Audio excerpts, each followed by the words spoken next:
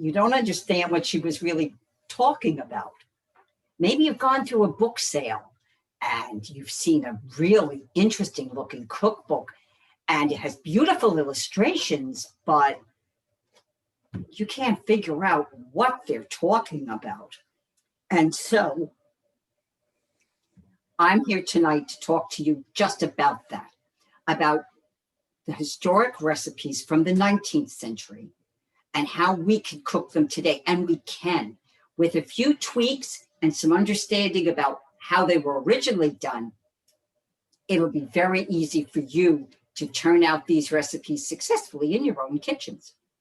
So let's get started. If we're going to talk about cooking and baking, we better find out where we are. And of course, all of this would take place in the kitchen. And this is the woman we are going to talk about. This is Martha Skolfield. Now, most of you who have been through this, many of you may have been through the Skolfield-Whiiter House. You know Martha. She was the wife of Alfred Skolfield, who built the home on Park Row in Brunswick. And she lived there from when they moved in 1862 to 1867, when, due to business concerns, her husband moved the family to just outside of Liverpool, Birkenhead, England, and they lived there for almost 20 years. And Martha and the girls traveled back frequently to Brunswick. So we have cookbooks and materials from both coming from Portland or from Brunswick and coming from England throughout the time period. And these recipes were written by Martha in her own hand, in her own little notebook. And we're assuming that these were the special recipes, the ones she might have used every day. And many of them were given to her by relatives, friends, and we see that notated in the book. And she had a very interesting habit, which is great for the researcher, of noting when she made the recipe. So you'll be flipping through and August 1879, August 1903. She was very good about that. And it lets us has a great way of letting us know exactly when not only when the recipe was made, but how the ingredients change. We can even do comparisons within her own recipes. All right, so what was Martha cooking in? Now, this is not the Skolfield kitchen, because in the Skolfield, as those of you who've been through the Skolfield house know, that kitchen was set up as time went on. So there was electric plugs and there's that electric toaster and things like that. This kitchen comes from Wisconsin, and it is an exact duplicate of a kitchen in the 1880s, which is the period we're talking about. As you can see, although things may be in different places, it shares a basic design with the Skolfield kitchen. There is the work table, which was absolutely essential because there were no countertops per se, or upper or lower cabinets. So you needed a table both to work on and to occasionally sit at. The biggest thing in the kitchen, of course, was the stove. And the stove was usually heated or usable through coal, usually coal at this point, or wood. And it was allowed to be on almost all day. And what the woman of the house would do in the morning, she would come down. There might be a low fire in. She'd sweep out all the ashes, put them to the side, reload the coal, get the coal going, wait for it to heat up, and then she could start cooking. Of course, she's also scattered ashes not only on her floors, but also on herself. That's why those big aprons were essential. Now, these stoves were a great innovation, and they allowed you both to bake and cook at the same time. They even heated water that you could use throughout the day. But the disadvantage was they were made of cast iron, and cast iron rusts. And to prevent rusting or any type of corrosion, once a week, you had to use black wax, and this is a Schofield pantry, and this type of stuff. This is the Rising Sun stove polish. And first you smeared black wax on your stove, rubbed that down, and then applied the wax or the polish, and then wiped that down. It was a very dirty, very time consuming, and very arduous task. And usually if you had any type of help, they got that job. And I'm sure that Mrs. Schofield probably had someone come in to do her stove for her. So that's where the kind of thing that she would be baking in. There was no temperature controls, of course, and the only way she could regulate it was by putting her hand in front of the fire or in the oven area to feel how hot it was. And it became an art. You had to really be trained over a long period of time to really develop that knowledge of knowing exactly when the oven was good for a pie, good for bread, or good for your cake. Now, the other thing, of course, is the utensils. And we're going to be baking cakes. So here's some very interesting cake pans. These illustrations come from a book in 1875. And you have everything you would need. You would need your ice cream mixer, your bundt pan, you have your pie dishes.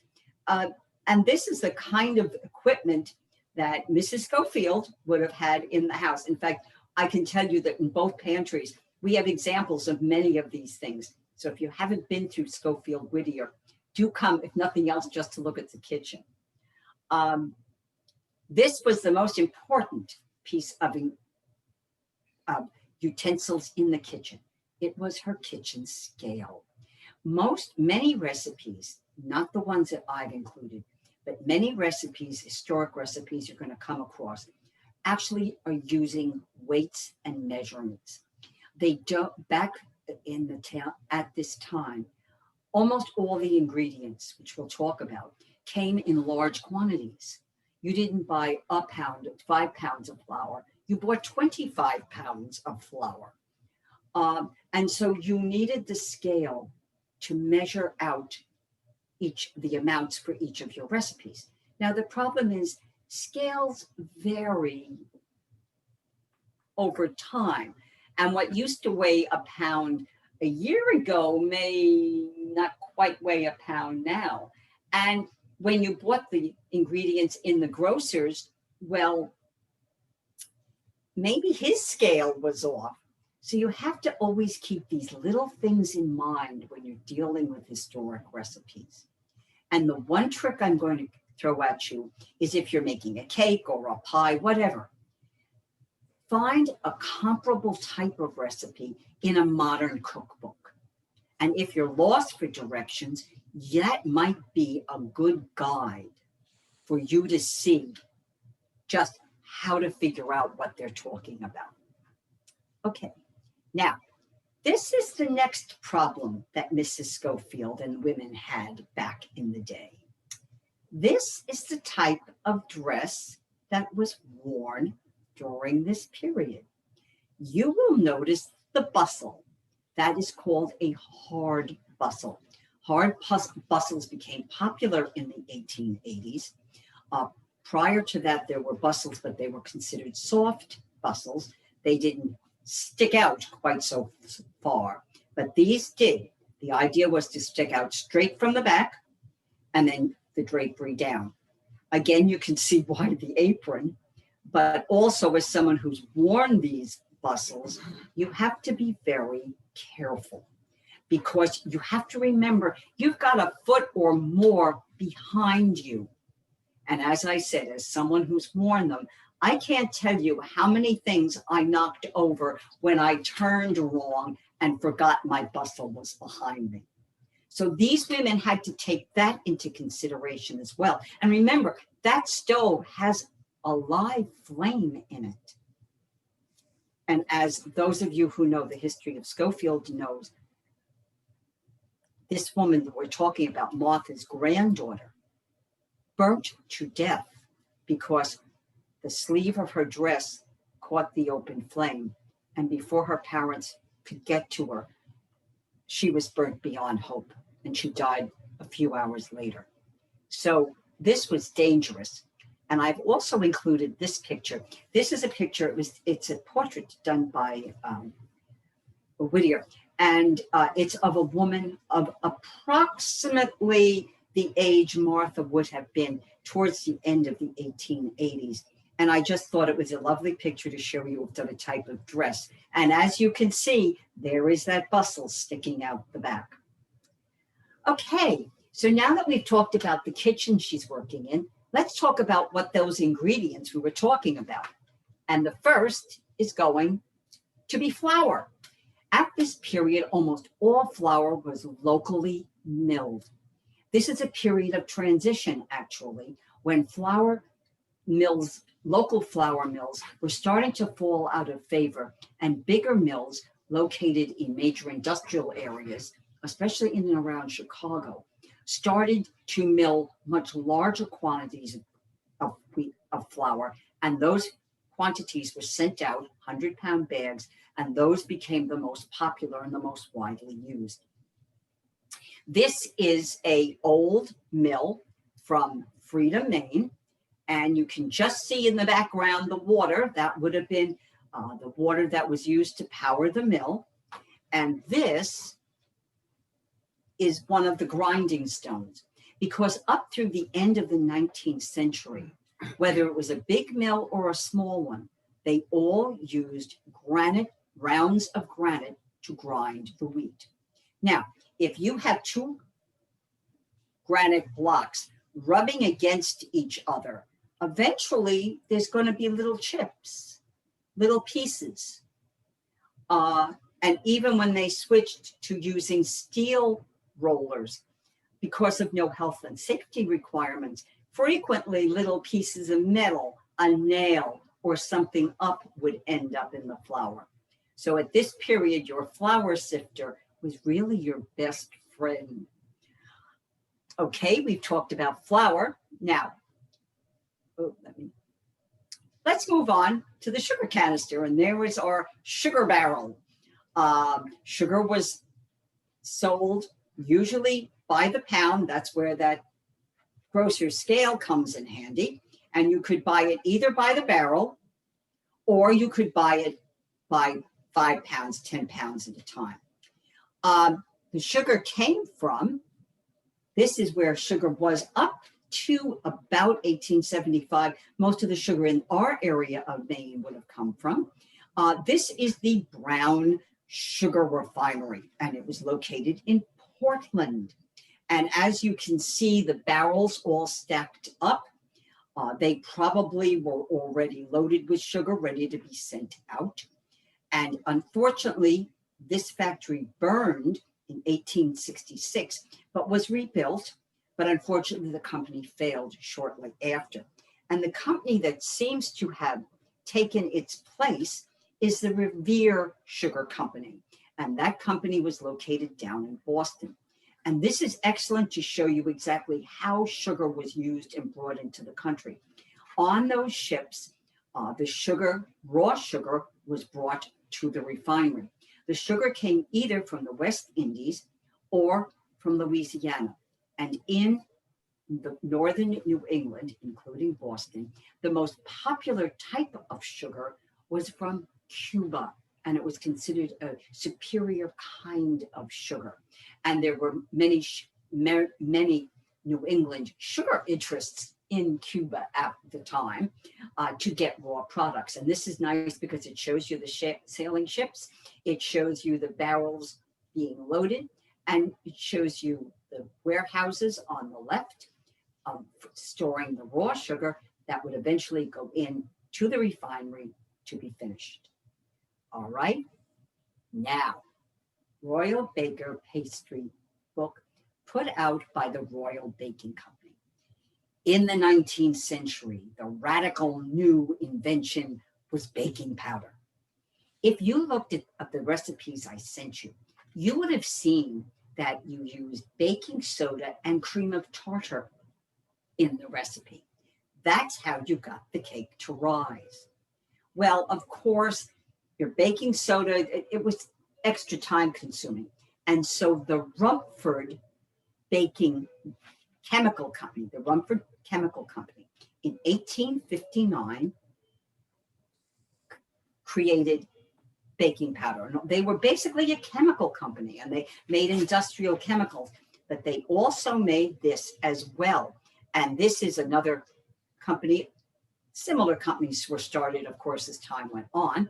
And this is the little cookbook. And I'm going to be showing you several little cookbooks because they were handouts that they would use to entice the customer. I'm afraid good marketing is the same today as it was back then.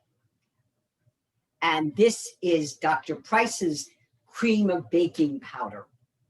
And we see a nice, also, a bottle for flavoring and extracts. Excuse me. Of course, most of the extract flavors were imported. Obviously, we don't grow vanilla in the United States, but the baking powder, and it was so revolutionary, nobody used it. It took over 50 years, not until close to the turn of the 20th century, for you to see baking powder start turning up in recipes. Or in Mrs. Schofield's case, when she was handwriting a recipe, you wouldn't see those baking powder come into use really till almost the end of her life. And really you see it in her daughter's recipes because we have her cookbooks as well. Okay. And here we have the Walter Baker Company. And this is chocolate. And as you see, one of the recipes I sent you specifies Baker's chocolate. And I am using Baker's chocolate for tradition's sake. Baker's chocolate was founded all the way back in 1758. And in 1780, Walter Baker bought the company. And the company bore his name all the way through into the 20th century. This is a very early illustration. This one was probably done sometime in the late 1800s. And it shows you the refinery and what the original box of cocoa would look like. And this is one of the original labels from one of the bars of chocolate. And they put out different types. They put out unsweetened, as we're using in our recipes. And they did put out sweetened chocolate, and they did move into the confectioners, which would be for candy making, things like that. And of course, the chocolate was, again, the raw cocoa beans were imported, and they were processed in chemical companies or baking powder companies such as this. Okay, last, I have not included a picture of, is your eggs. Most eggs came from the backyard because almost everyone kept a couple of hens out back. Joshua Chamberlain, throughout the Civil War and afterwards, was always writing to remind his wife, Fanny, to take care of the chickens and have the chickens done this, and have you let them out in the garden? So it's very interesting. So most eggs would have been gotten locally. And this is another chocolate. This is another one of those very nice little chocolate cookbooks, which has cocoa recipes. And again, this is from the Walter Baker Company. I just love the illustration. This is from very close to the turn of the 20th century. And this is where you would have gotten your milk, from a local farm. And there were local farms throughout Brunswick, Topsham, and Harpswell. There were many, many dairies located out in Harpswell, which of course is just south of Brunswick on the peninsula. And it was also a great wheat growing area. And of course, most of the local milk was processed locally. And this is a advertisement card from a dairy in North Graham. And this is where they used to go to. And there was, I think it's named Cleary's. It's Cleary's or Geary's, and I forgot to look it up. It's in my notes. But they were it seemed to be the major grocery store, if you can call it that, general store, I suppose, in Brunswick. And this is where Mrs. Schofield would have gone for her day-to-day requirements. What's fascinating was, for me, was I found the recipes. I found many of their advertisements in the local paper. They advertised in the Brunswick Telegraph, which was the bi-weekly paper, very popular, of course, in town. We have the complete series in the History Center's research library. And they would take out 4 or 5 small ads. And one ad was recommending their canned corn.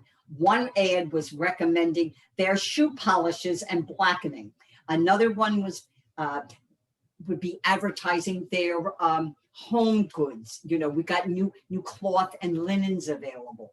So Geary's was sort of like the superstore, the Walmart, shall we say, of the time. And I just thought that was a lovely picture. This was taken from a store that's located in the Henry Ford Museum out in the Midwest. Okay, so with all of that, I think it's time we started baking.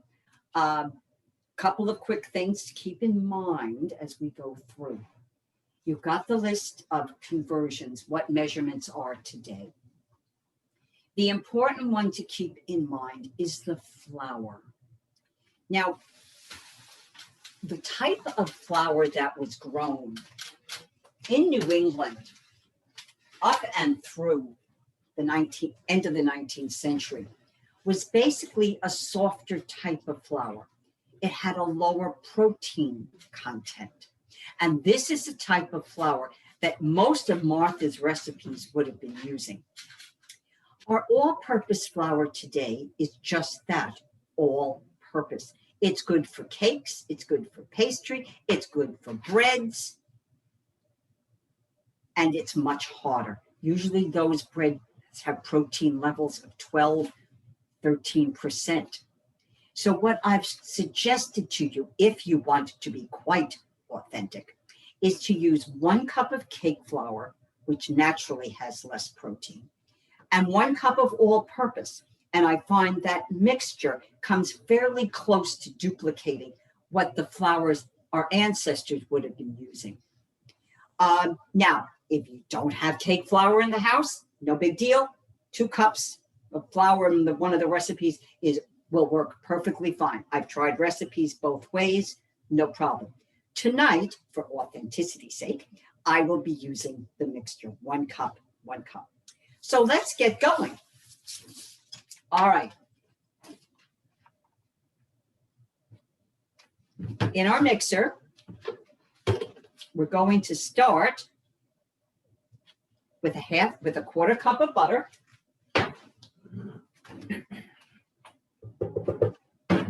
And we'll start whipping this up. Now, I have pre-measured all my ingredients just to keep things going. And my mixer decided not to start. Okay. Wasn't plugged in right. And then gradually add the sugar.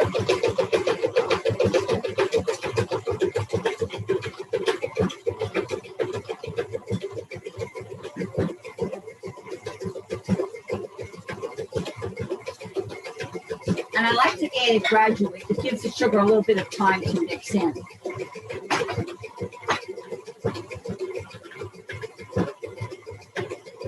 And then I like to give this a minute or 2 so that the sugar and butter really become incorporated. And that's important because it helps put a great deal of air in the cake. And then 2 eggs.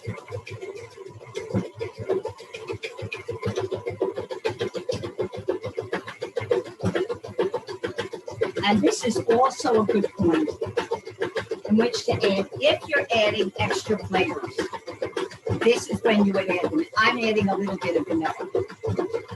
You don't have to add a great deal, just enough to give it a little extra flavor.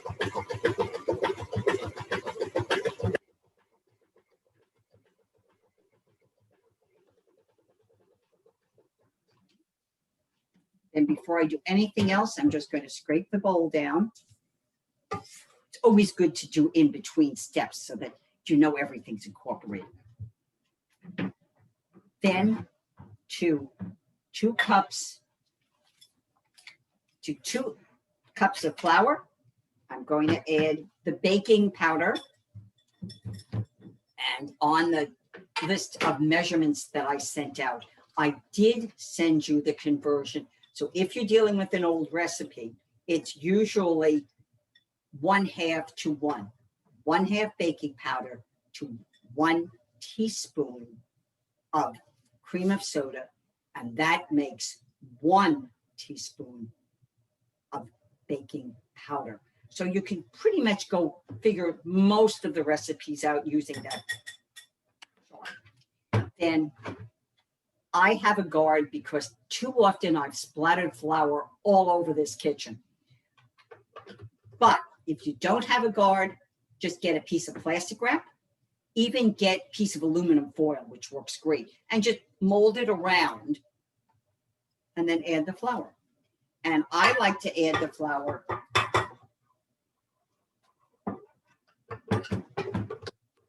in small quantities. And then you alternate flour with milk.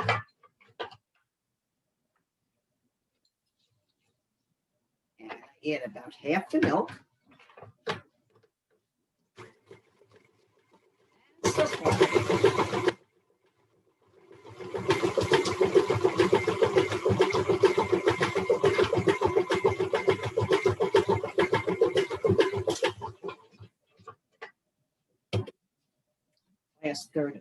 Next third of the flour.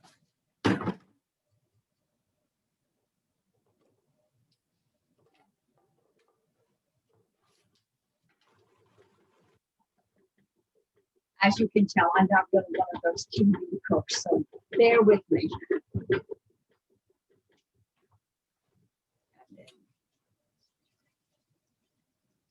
The last of the milk. And I find if you do it in little spurts, it doesn't splatter quite so much.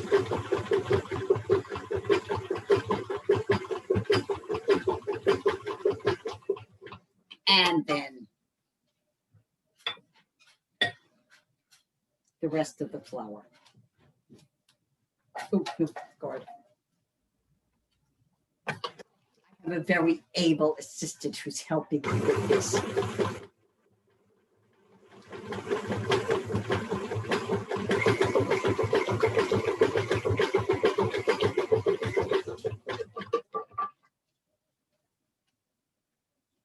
And then give it a wipe down.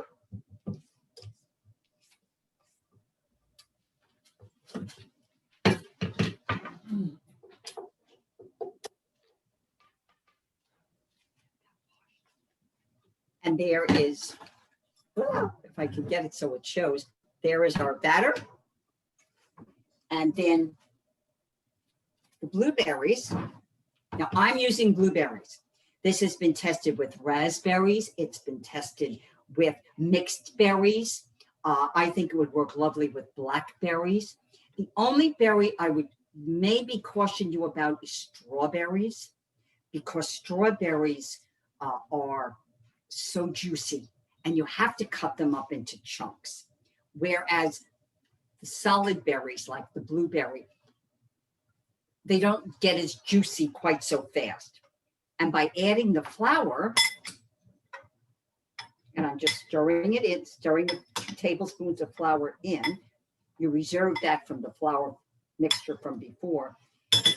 All this does is it helps prevent the berries from sinking when you're baking the cake. Get it all in. And then a quick fold.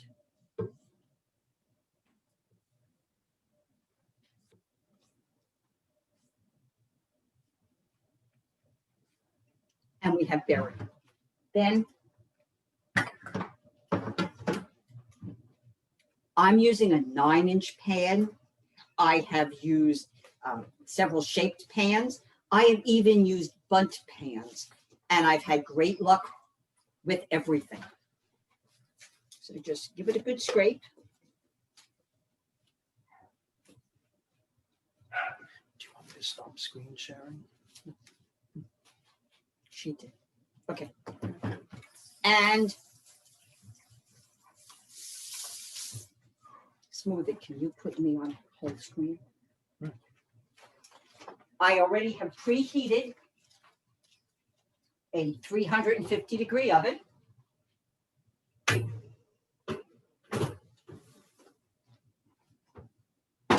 And this is going to bake for about 35 minutes. You really have to know your oven. Your oven may not get quite as hot sometimes. Of course, it'll be a little longer. Maybe you've got a very hot oven. Knock it down a little bit. You know your oven. And then you're going to cook that for the 30 minutes. And then after the 30 minutes,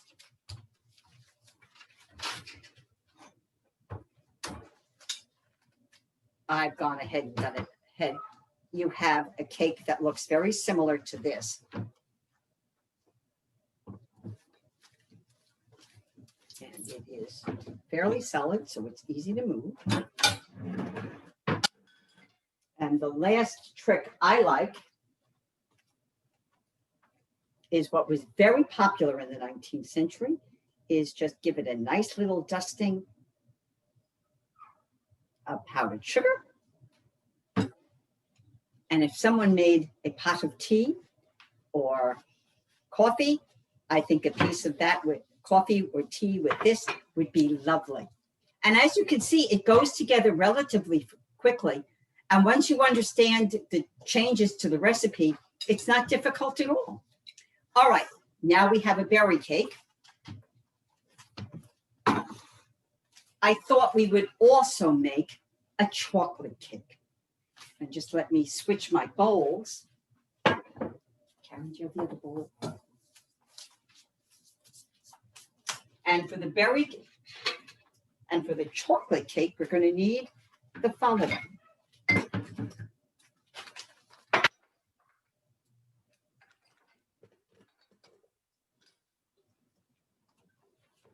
I am very fortunate in that I have 2 bowls. So I can keep things moving along. Again, I have pre-measured. I have pre-measured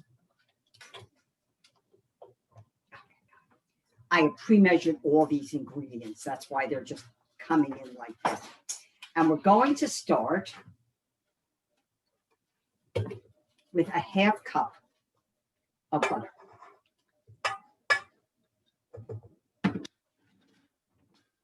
Now you have to let this butter sit for a while. It's got to be at room temperature. The one thing I didn't mention with the berry cake, and it was remiss of me, is you have to remember, because those coal stoves were on almost all day long, the kitchens were warm rooms. So almost everything would have been much warmer than it is today. I mean, I'm very fortunate. In my home, I have central AC. So when the AC is on, I can get it very, very comfortable. But outside, it might be 80 degrees, 90 degrees.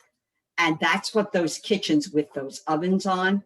So usually room temperature on all historic recipes, because that's how they were supposed to be. So I'm giving my butter just an extra minute. And now I'm going to move on to the chocolate. Now, for the chocolate mixture, and you've got to do this first because this has to cool. I have a 1/2 cup of water and 3 ounces of chocolate.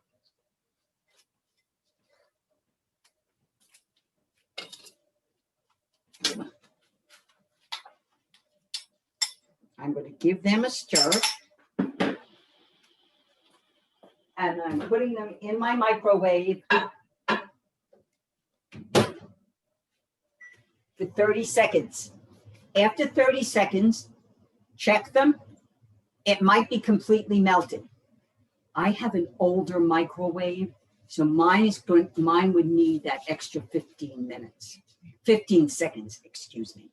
And once you're do the 15 seconds, mix it up and then just leave it on the kitchen counter. And what you get is a mixture, and you can see it like this. It will have thickened considerably, and it will still be pourable. The reason you need to have room temperature chocolate for both recipes is because if you're using butter or anything else, sugar, confectioner's sugar in the frosting, the heat would melt them, and that's what you don't want. So room temperature on everything. So with our chocolate ready, now we can do our butter, which has come down to room temperature. And again, we're going to add our sugar slowly.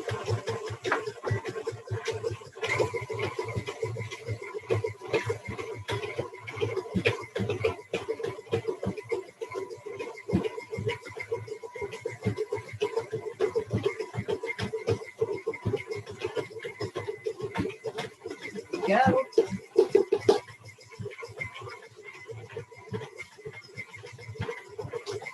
And 3 egg yolks. We've separated the eggs and the whites. We're going to put the egg yolks in with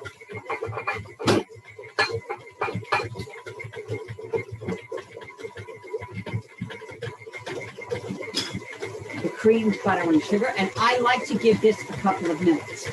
This is also when you will add your flavorings.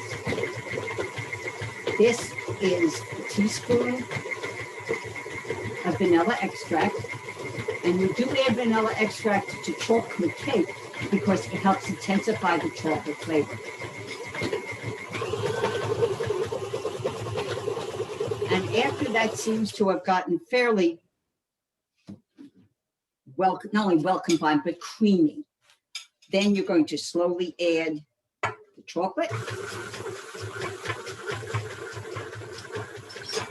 And you want to scrape that bowl a little bit because heavy, you don't want to lose any chocolate.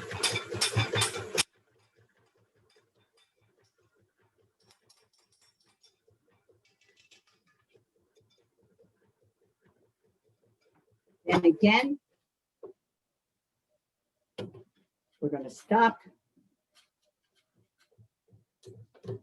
scrape the mixer down, give everything a good stir so we know that everything is combined, and there's always something hiding at the bottom of the mixer.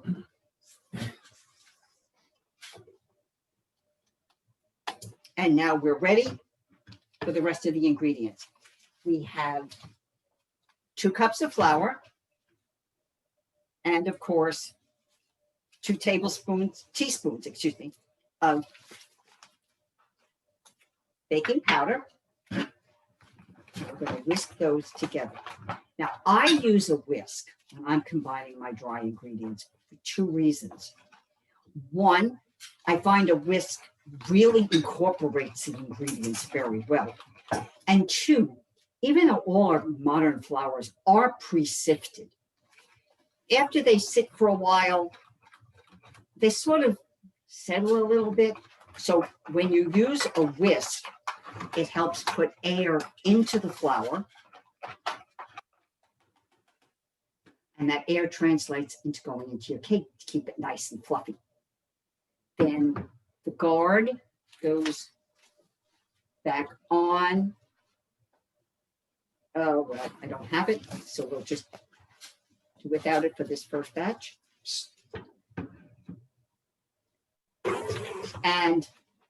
And this is how I do it when the guard isn't available. I add just a little bit at a time. And then the same thing for the milk. And I just barely drizzle.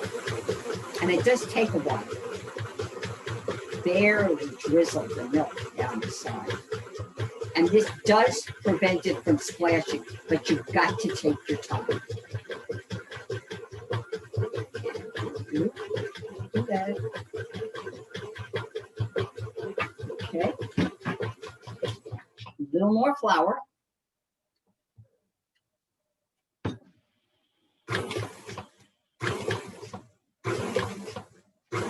And yes, I'm always nervous when I'm doing that, even though I'm doing it slow. Good stir. And then back to drizzling milk.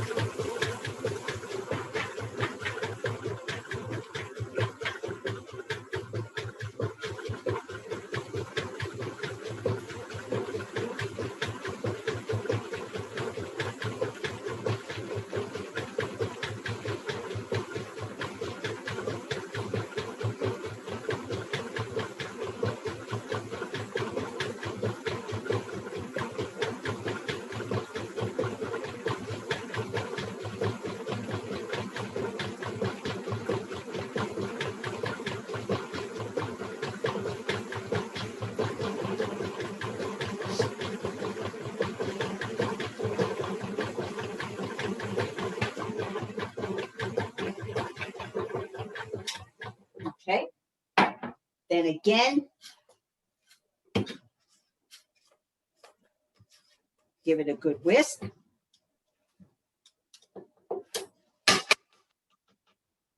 Take the beater out. And then the last thing we have to do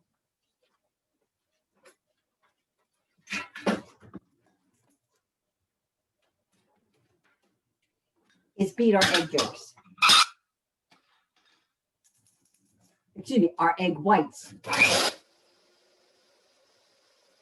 Again, make sure these are at room temperature. They whisk up much better.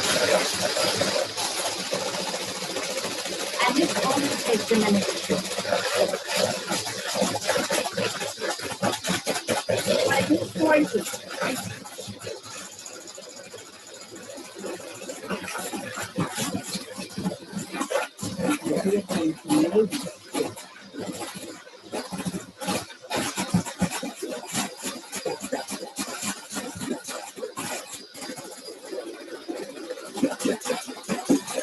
And you move your hand mixer around.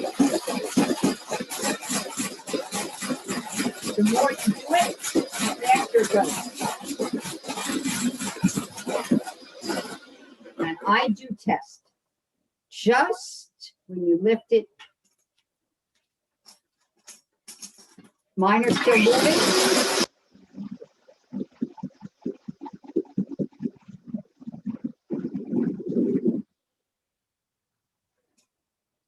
There we go.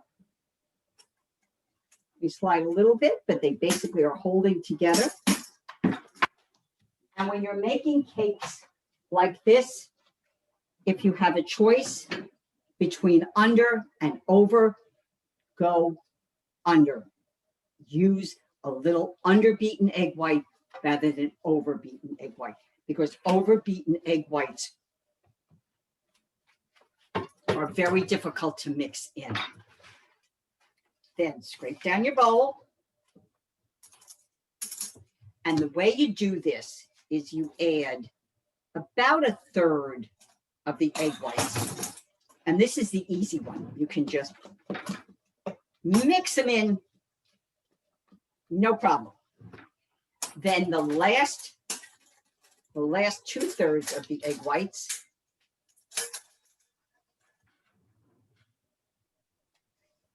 you fold in. And there's 100 different ways to fold these in. And I'm not going to fuss too much tonight because of the time. So there we go. And once these are fairly well incorporated,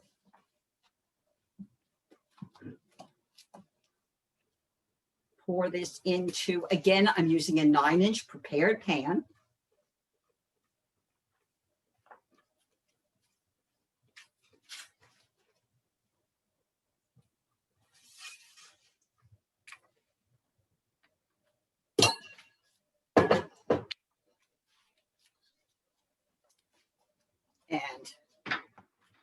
I'm an old-fashioned girl. I still bang it once or twice to get rid of the air bubbles. And then this also will go in a 350 oven for 30 to 35 minutes. Now, I happen to know that with that pan, my cake usually takes more. I've also said that you can do this as layer cake. Layer cake, I would recommend 8-inch pans. And I also would recommend that's when you watch it because they would bake in 30 minutes. However, if you're going into the 9-inch and you're doing single layer, which was the most popular at this period, I would watch it and maybe go the 35, 40, maybe even 43, 44 minutes. One thing to consider if you're doing a very historic cake is that most cakes back then were not layer cakes. Layer cakes only became popular probably around the turn of the 20th century. Well, now that we have a cake, we really need some frosting. So for frosting, we're going to do the following. In this small pan, I have a half cup of milk, into which I'm going to add 2 ounces of chopped chocolate. And then lastly, I'm going to take my cornstarch and I'm going to add milk to it.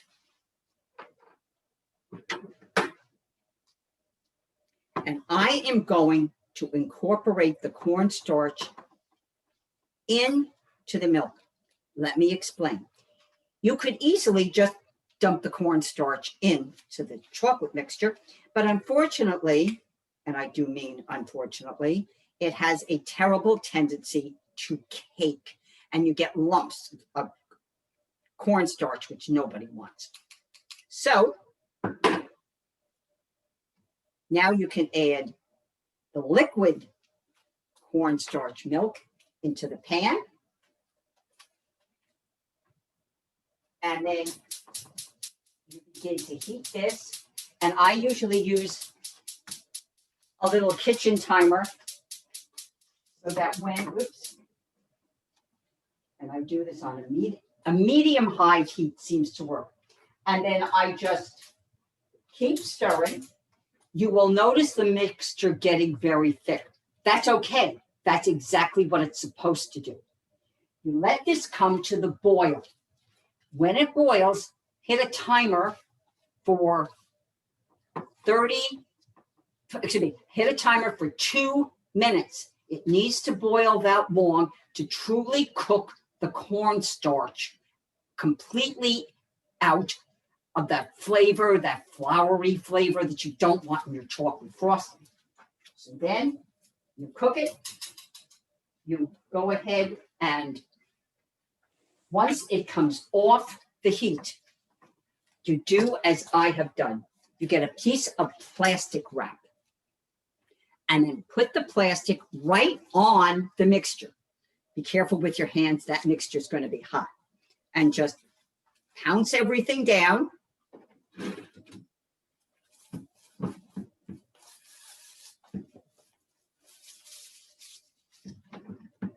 And then we're going to just, when this is cool, and I have gone ahead and cooled mine, you're going to just stir it up nice and carefully, and it's going to seem thick. That's perfectly all right. Do you have another bowl? Do you have one of the mixer bowls? Just give us a second. We're washing a bowl. What you're going to do is you're going to incorporate 3 cups of cornstarch, of confectioner's sugar, just as if you're making a regular frosting. Now, the one thing to consider is humidity. And it's something people don't consider in their homes when they're cooking, but it's very important. If you have very damp, humid weather, you're probably not going to need much more than the 3 cups of confectioner's sugar. That's because the humidity adds moisture in everything in the house, your confectioner's sugar and some of your ingredients. Now, where I am, because of the heating system I have, it gets very dry. So I usually have to add more of everything because it dries everything out. So you've got to just take these little things into consideration when you're starting to do your baking. It all seems a little silly, but when you think about it and think through, it makes sense. Also, the Schofield family themselves weren't big dessert eaters. The only dessert they really liked was chocolate cake, vanilla cake, donuts, and anything made with lemon. I've gone through, I don't know how many lemon recipes with the Schofields. Okay, now that we have a clean bowl, pardon, I keep very clean fingers.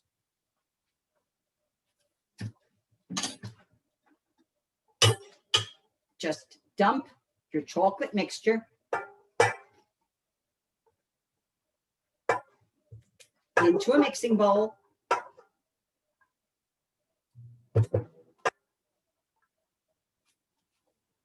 With chocolate, you don't want to leave any in the pot. Add your vanilla.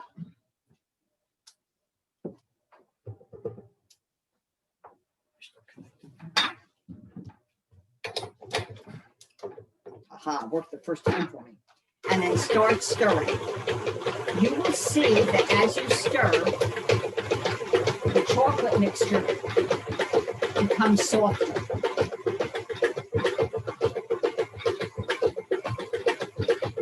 Now, the one thing I have to do, was it that humidity I was talking about? Pardon the clock down. I have to add just a touch of milk.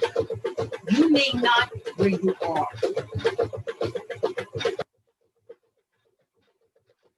I'm talking about a teaspoon at the most.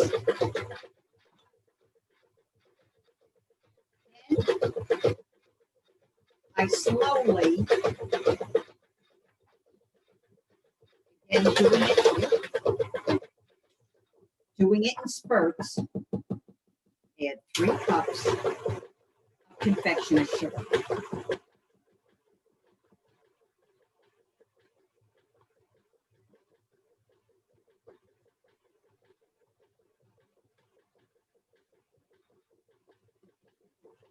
Of course, it's sugar. Confectioner's sugar still splatters, but doesn't splatter as bad as flour does.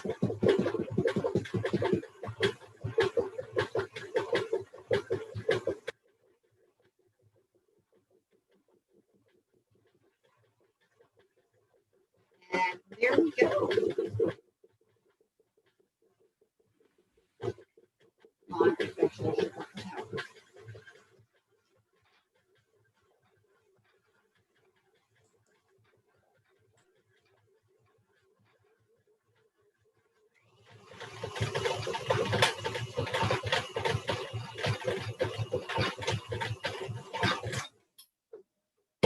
I'm just going to check to see if that's spreadable, and I think that will.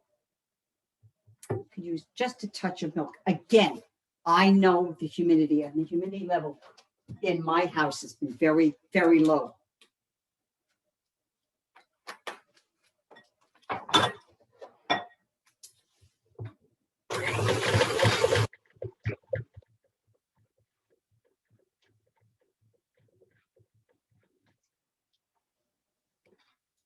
Now, again, get rid of the mixer blade.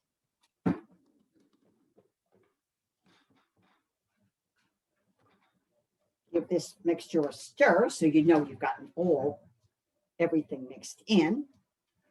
And there, if you can see it, is our beautiful chocolate mixture. And to save time, I'm not going to wait the 35 to 40 minutes for my cake. I just happen to have one made.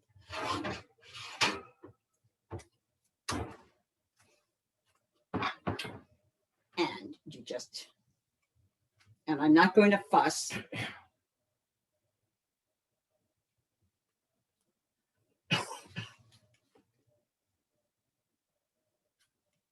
There you go. Now I said if you wanted to make this as a layer cake, you had to add at least a tablespoon and a half and add more confectioner sugar, because this frosting does it fine for a 1-layer cake. But if you're making the 2 and filling, then you really are going to need more frosting. The chocolate remains the same. And then just smear it.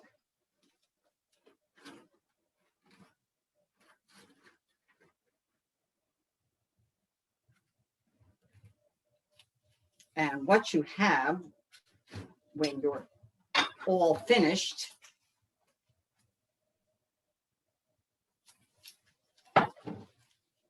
is something like this. All right, I got creative and put sprinkles on it. But you could do anything. If you made this as for a birthday, you could just, put one of the little happy birthday signs on and it would be perfect. So here are 3 historic recipes we know because they were handwritten in good old Martha's cookbook that were easy to translate into the modern kitchen. I hope that along the way, I've given you some tips and pointers on dealing with historic recipes. And I really encourage you to seek them out and give them a try, because I got to be honest, people back then ate really well. And thank you all for listening. And I'm done, but I will take questions. If anybody has a question, Larissa, I'm going to let you handle that part.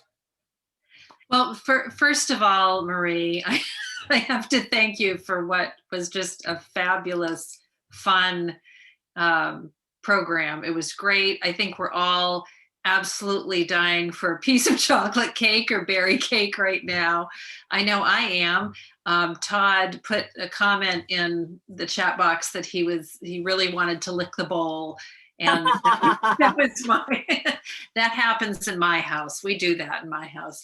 But thank you so much for that. I'm sure that some of you may have picked up on the fact that Marie is actually down south right now. She's in Florida, and so she's in a bit warmer weather than we are. It's so wonderful that she was willing to do this program. And thank you to all your helpers. You obviously had some great help. Not only your husband, but the woman who's the pair of hands you keep seeing. This is my very able assistant, Karen Pabian. She's a very dear friend. Thank you. Volunteered for this, actually. Well, with all the cakes that are in your kitchen right now, I would have. Oh, don't worry, everybody is getting cake this weekend.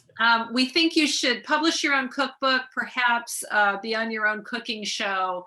And, somebody suggested republishing Martha's cookbook as a fundraiser, and perhaps Marie, you could do the love to. You do the introduction and make some comments on the recipes. I'll translate the recipes. I'll go through the book and I can translate some of the recipes. We do have a question from Todd saying, have you ever tried any of the savory recipes from their old cookbooks? I have, and again, it's just trying to go slow. Most of the measurements in the old cookbooks do translate fairly easily into modern kitchens. You don't usually get a teacup of butter, a teacup of milk, or a butter the size of a walnut thrown at you. It's really in the baking that you have the most problems. So if you come across a savory historic recipe, you'll probably be able to do it fairly easily in your kitchen. Any other questions? Anybody feel free to unmute and what? Wait a minute,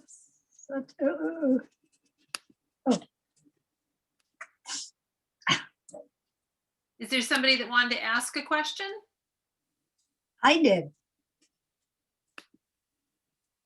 Who's I? Ellie Asherman. I Oh, wanted, go ahead. Go ahead. Yeah. well, okay, I wrote it, but I guess I messed it up.